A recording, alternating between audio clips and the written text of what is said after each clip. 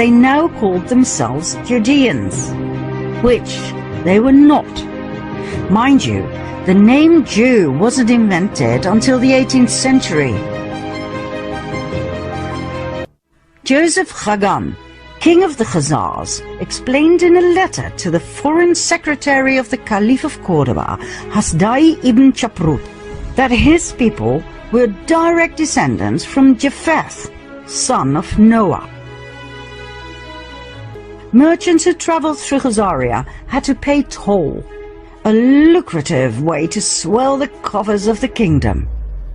The Khazars were different than the peoples from the surrounding countries. They were described as thieves and spies. They were said to be lawless people who lived a life of sin, of sexual extremities and cruelty. They would murder travelers from other countries and adopt their identity. They were masters of deceit. And, last but not least, they were said to worship Baal, also referred to as Moloch, a representation of Lucifer that demanded child sacrifice.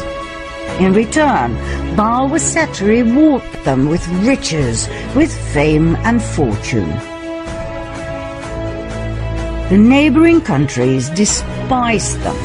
They hated their sacrificial rituals in which they threw babies into the flames or cut them open to drink their blood and eat their flesh, claiming it gave them incredible power and energy.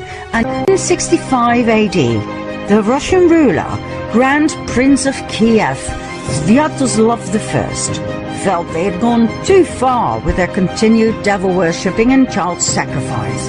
He decided to wipe them out.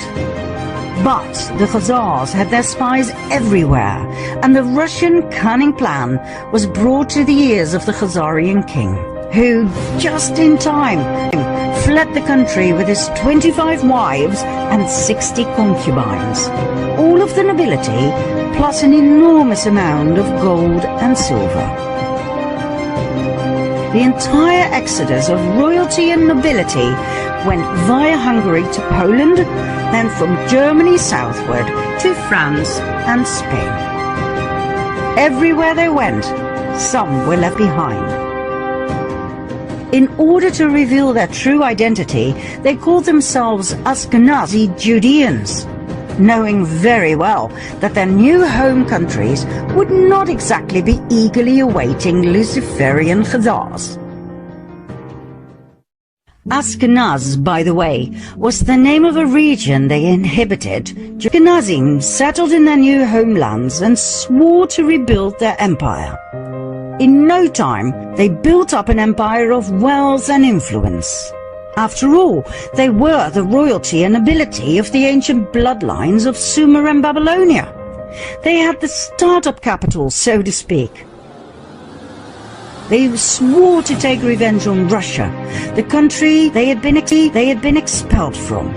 Their revenge also stretched out to the Jews, as in the original people from Judea.